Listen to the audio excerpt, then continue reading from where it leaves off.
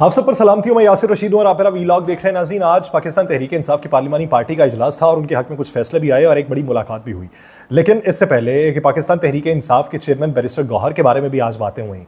एक शख्सियत ने कहा है कि वो इंतहाई शरीफ आदमी है, मगर पार्टी चेयरमैन शरीफ आदमी का काम नहीं है। ये आतिफ खान साहब हैं।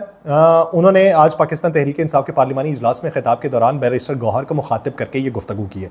इससे पहले शेर अफजल खान मरवत जो है, खबरें ये मिली कि वकास अकरम साहब, जिनका ताल्लुक झंग से है, उन्हें चेयरमैन पीएसी के लिए नॉमिनेट कर दिया गया है। तो शेर अफजल खान मरवत साहब ने आज एक बयान जारी किया। उन्होंने कहा, पीटीआई को किसी का राजवाड़ा नहीं बनने दूंगा, मैं 3 बंदों के हाथों पार्टी को यरगमाल नहीं होने दूंगा। ये शेर अफजल खान मरवत की तरफ से जवाब आया। और आज ही के दिन अमरीकी सफीर डोनाल्ड ब्लूम की अपोजिशन लीडर उमर अयूब से मुलाकात हुई और उस मुलाकात में कायदे हिज़्ब इख्तिलाफ के साथ साथ असद कैसर साहब और बैरिस्टर गौहर साहब मौजूद थे।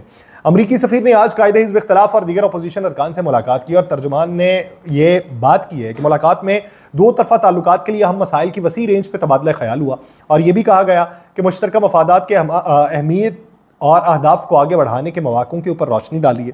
ये एलामिया जो है, ये तर्जुमान अमरीकी सिफारत खाना जारी हुआ है, जिन्होंने ये कहा है कि अमरीकी सफीर ने पाकिस्तान के लिए IMF प्रोग्राम पे अमरीका की हिमायत का इयादा किया है। किसके सामने इयादा कर रहे हैं? अपोजिशन लीडर के सामने। अपोजिशन लीडर किस जमात का है? वही जमात जो रजीम चेंज की जिम्मेदार जो है अमरीकी हुकूमत को कहते थे। कौन है जो डोनाल्ड लू की धमकी को किसी खातिर में नहीं लाते? कौन है जिनके साथ मुलाकात हुई है जो मौजूदा हुकूमत को नहीं मानते और इन्हें अमरीका नवाज हुकूमत मानते हैं? कौन है जिनके साथ मुलाकात हुई है जो ये समझते हैं कि हमारा मैंडेट हमसे चुराया गया और हमें किसी खातिर में नहीं लाई ये रियासत? तो ऐसे वक्त के अंदर वो अपने एहतजाज की कॉल भी दे चुके हुए हैं। पार्लिमानी पार्टी का इजलास भी उन्होंने बुलाया था और ऐसे वक्त में उनके साथ मुलाकात हो जाती है अमरीकी सफ़ीर की और ऐसे ही वक्त में उनके हक में एक फ़ैसला भी होता है और वो फ़ैसला, चलें देर पा ना सही, लेकिन वक्ती तौर पर वो जो फैसला है वो हुकूमती ऐवानों को लर्जा रहा है। इस वक्त उनको वर्ता हैरत के अंदर भी मुब्तला कर रहा है कि हमारे साथ होने क्या वाला है। ये टाइमिंग आपने चेक करनी है कि हुकूमत इस वक्त किन इरादों के अंदर थी और हुकूमत के साथ हुआ क्या है। सुप्रीम कोर्ट ने सुन्नी इत्तेहाद काउंसिल की मखसूस नशिस्तों से मुतालिक दरखास्त पर मखसूस नशिस्तें दूसरी जमातों को देने का पेशावर हाई कोर्ट का जो फैसला था और इलेक्शन कमीशन का जो फैसला था, उन दोनों को मुअत्तल कर दिया है। सुन्नी इत्तेहाद काउंसिल की मखसूस नशिस्तों से मुतालिक दरखास्त पर समाअत जो है वो सुप्रीम कोर्ट के 3 रुकनी बेंच ने की। जब 3 रुकनी बेंच था तो इसके ऊपर एतराज़ात उठाए गए। आज़म नज़ीर तारड़ साहब ने कहा लार्जर बेंच को इसको सुनना चाहिए था। वकील फैसल सिद्दीकी जो थे पाकिस्तान तहरीक इंसाफ या सुन्नी इत्तेहाद काउंसिल की तरफ से जो अदालत में मौजूद थे, उन्होंने कहा कि पीटीआई के आज़ाद जीते हुए अरकान असम्बली ने सुन्नी इत्तेहाद काउंसिल में शमूलियत इख्तियार की। जिस पर जस्टिस मंसूर अली शाह साहब ने पूछा कि क्या 7 उम्मीदवार अभी भी आज़ाद हैसियत में कौमी असम्बली का हिस्सा हैं, क्योंकि इन्हें सुन्नी इत्तेहाद काउंसिल का कह दिया गया, सुन्नी इत्तेहाद काउंसिल का कह के भी नशिस्तें नहीं दी गई। जस्टिस अतर बिन अल्लाह साहब ने भी एक सवाल पूछा। उन्होंने कहा कि क्या पाकिस्तान तहरीक इंसाफ एक रजिस्टर्ड सियासी जमात है? जिस पर फैसल सिद्दीकी साहब ने यह बताया कि पाकिस्तान तहरीक इंसाफ एक बाकायदा तौर पर रजिस्टर्ड सियासी जमात है। जस्टिस मोहम्मद अली मजहर साहब ने वहाँ पर पूछा कि क्या जो आज़ाद अरकान हैं उनका तरीक़ाकार क्या है किसी जमात में शमूलियत इख्तियार करने का? तो फैसल सिद्दीकी साहब ने बताया कि आज़ाद अरकान जो हैं, अगर वो आज़ाद हैसियत में जीतते हैं तो कौमी असम्बली में वो 3 रोज़ में किसी भी सियासी जमात में शमूलियत इख्तियार कर सकते हैं। जस्टिस अतर बिन अल्लाह साहब ने फिर सवाल किया कि अगर किसी सियासी जमात के पास इंतखाबी निशान ना हो तो क्या उसके उम्मीदवार नुमाइंदगी के हक़ से महरूम हो जाएंगे? जिस पर फैसल सिद्दीकी साहब ने यह जवाब दिया कि कोई भी सियासी जमात जो है वो इंतखाबात में हिस्सा लेके पार्लिमानी जमात बन सकती है। एक पॉलिटिकल पार्टी होती है, एक पार्लिमानी पार्टी। पॉलिटिकल पार्टी और पार्लिमानी पार्टी में फ़र्क क्या है? पॉलिटिकल पार्टी जो इलेक्शन कमीशन में रजिस्टर्ड है, पार्लिमानी पार्टी जो जीत के कौमी असम्बली में पहुंची है, वो पार्लिमानी पार्टी है जो पार्लियामेंट का हिस्सा है। जो अभी अवामी तौर के ऊपर अभी तगदो कर रही है और नशिस्त नहीं कोई निकाल पा रही, तो वो पॉलिटिकल पार्टी। साथ ही फैसल सिद्दीकी साहब ने यह भी कहा कि कोई सियासी जमात इंतखाबात में हिस्सा ना ले और आज़ाद जीते हुए अरकान उस जमात में शमूलियत इख्तियार कर लेते हैं। जस्टिस मंसूर अली शाह साहब ने पूछा कि सियासी जमातों के दरमियान मखसूस नशिस्तों की तकसीम किस फार्मूले के तहत हुई? अब ये वो पॉइंट था कि जिस पे ये हुकूमती जमातें जो थीं की बेनिफिशरी थी। सवाल ये पूछा गया कि सियासी जमात क्या अपनी जीती हुई नशिस्तों के मुताबिक मखसूस नशिस्तें लेगी या उससे ज़्यादा भी ले सकती है? अब ये कैसे वक्त में समाअत हो रही है, कैसे वक्त में कि जब मुख्तलिफ मौक़ों के ऊपर हुकूमत जो है आइनी तरमीम करना चाहती है। चीफ जस्टिस की मुद्दत मुलाज़मत बढ़ानी है, आइनी तरमीम करनी है। इस्लाहात कोई लेके आनी है, आइनी तरमीम करनी है। जो जुडिशल कमीशन है उसकी साख को तब्दील करना है, आइनी तरमीम करनी है। तो सवाल ये पूछा गया जिस पर एतराज़ इब्तदाई तौर पर उठाए गए ख़वातीन अरकान असम्बली की जानिब से वकील ख़वातीन अरकान ने कहा कि यह आइन के आर्टिकल 51 की तशरीह का मुकदमा है। प्रैक्टिस एंड प्रोसीजर कानून के तहत केस जो है वो 5 रुकनी बेंच सुन सकता है। वही प्रैक्टिस एंड प्रोसीजर कानून जिसे PDM की हुकूमत ने मुतारिफ करवाया था, तरमीम किए बगैर कानून के तौर पर मुतारिफ करवाया था, तो उसके मुताबिक 5 रुकनी बेंच ने सुनना था। वफाकी हुकूमत की जानिब से भी 3 रुकनी बेंच पर एतराज़ आयद किया गया और additional attorney general Aamir Rahman ने कहा कि अपीलें जो हैं वो लार्जर बेंच से सुन सकता है। तो सुप्रीम कोर्ट ने इस मौके के ऊपर उड़ा के फेंका। सुप्रीम कोर्ट ने बेंच पे एतराज़ मुस्तरद कर दिया और जस्टिस मंसूर अली शाह साहब ने कहा कि अभी क्या हुआ है, अभी तो इब्तदाई समात है, अगर ये अपीलें काबिल समात करार पा गई तो कोई भी बेंच सुन लेगा। इस स्टेज के ऊपर तो 2 रुकनी बेंच भी समात कर सकता है, आप 3 के ऊपर एतराज़ उठा रहे हैं।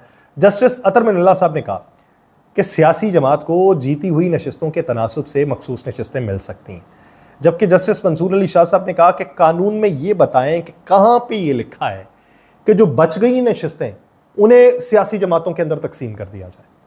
जस्टिस मंसूर अली शाह साहब ने फिर इस मौके के ऊपर रिमार्क्स दिए कि हमें यहाँ पे बैठ के पब्लिक मैंडेट की हिफाजत करनी है, अवामी मफाद की, अवामी अप्रोच की, और असल मसला ही यहाँ पे पब्लिक मैंडेट का है।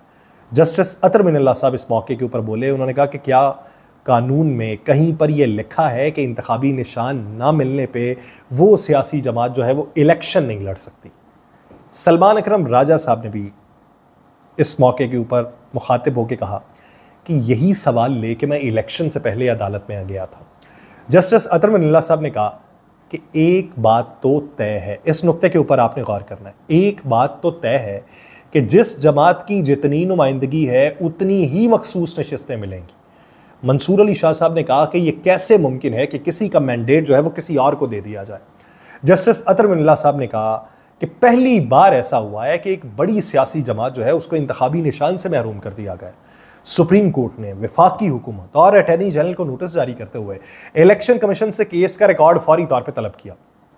मंसूर अली शाह साहब ने इस मौके के ऊपर कहा, यह अभी उस वक्त की बात है जब अभी सुबह के 10 बजे हुए थे, तो मंसूर अली शाह साहब ने कहा इस केस को रोज़ाना की बुनियाद पर सुन के हम फैसला करना चाहते हैं और आइन की स्कीम ये है कि मैंडेट का एहतराम किया जाए। मंसूर अली शाह साहब ने कहा कि हमारे लिए कोई सियासी जमात जो है वो मुतलका नहीं है, हमने सिर्फ ये देखना है कि अवाम की मैंडेट की इसमें झलक है या नहीं है। अगर नहीं है तो अवाम की झलक दिखाएंगे और अगर है तो इनकी दरख्वास्त को रद्द कर देंगे। एडिशनल अटॉर्नी जनरल ने इस मौके के ऊपर कहा कि सुन्नी इत्तेहाद काउंसिल ने वफाक को फरीक ही नहीं बनाया, उन्होंने एतराज़ उठाया इस पर। मंसूर अली शाह साहब ने जवाबन ये कहा, अच्छा वफाक इसमें पार्टी नहीं है, चले अगर पार्टी नहीं है तो तब भी हम नोटिस कर रहे हैं।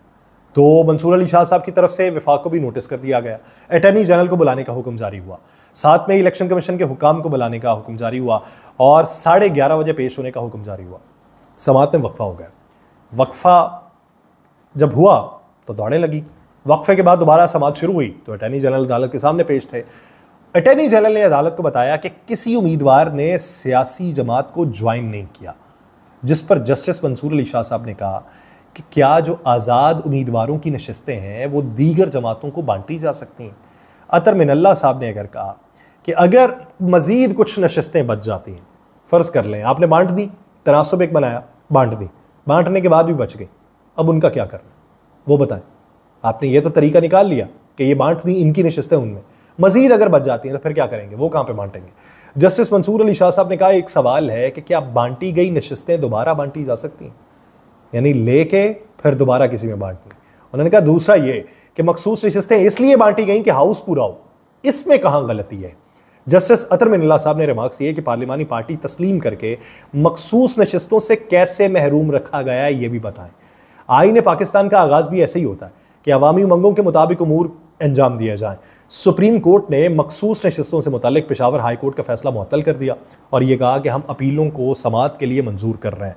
फैसले की मुअत्तली जो है वो सिर्फ इजाफी नशिस्तों की हद तक होगी और 3 जून से ये केस की रोज़ाना की बुनियाद के ऊपर समात होगी। हुकूमत को लेने के देने पड़ गए, हुकूमत सोच विचार में है। जुडिशल कमीशन की तश्कील के हवाले से उसकी हैयत तब्दील करने के हवाले से आईनी तरमीम करनी थी। चीफ जस्टिस और हाई कोर्ट और सुप्रीम कोर्ट के जजेस की तयनातियों के तरीक़ाकार के हवाले से भी तरमीम करनी थी। इस्लाहात के हवाले से तरमीम करनी थी। बहुत सारे और मामलात में इख्तियारात किसी दूसरी जगह तफवीज़ करने के हवाले से तरमीम करनी थी। वो सारी की सारी तरमीमें 2/3 अक्सरियत से होना थी, लेकिन वो इजाफी मिलने वाली मखसूस नशिस्तें जो पाकिस्तान तहरीक इंसाफ क्लेम करती है कि 23 बनती है हमारी, 23 बंदे उड़ा दें, कहाँ पे तरमीम कर सकते हैं? कहाँ पे उनके पास अक्सरियत रहेगी 2/3? जब 2/3 अक्सरियत नहीं रहेगी तो फिर हुकूमत किस तरफ को जाएगी? हुकूमत के पलड़े में क्या होगा? सुप्रीम कोर्ट से अगर फैसला आया तो नजर सानी में जाएंगे। नजर सानी में क्या लार्जर बेंच बन पाएगा या फुल कोर्ट बन पाएगा? फुल कोर्ट जहां पर एक मामले के ऊपर नहीं बन पा रहा, जो जजेस से मुतल्लिक मामला है, तो इनसे मुतल्लिक मामले पे कैसे बन जाएगा? ये हुकूमत के लिए सबसे बड़ी परेशानी है। और दूसरी तरफ आज के दिन जो पाकिस्तान तहरीक इंसाफ की पार्लिमानी पार्टी का इजलास था, उसमें अली अमीन गंडापुर साहब ने कहा कि हमें सुनने में ये आया कि जो सिंध के हमारे अराकीन हैं उनको सिंध हाउस में दाखिले की इजाज़त नहीं मिली। तो फिर उन्होंने कहा कि बिलावल खैबर पख्तूनख्वा आना चाहते हैं गवर्नर हाउस में, तो फिर बिलावल गवर्नर हाउस में दाखिल होकर दिखाएं।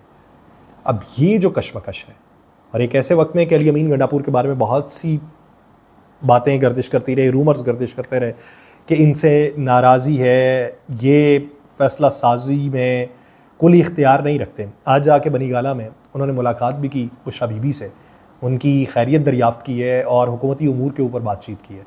तो जब हुकूमती उमूर के ऊपर उन्होंने बातचीत की और उसके बाद ये खिताब किया तो वहाँ से डायरेक्शन वाज़े दिखाई देती है।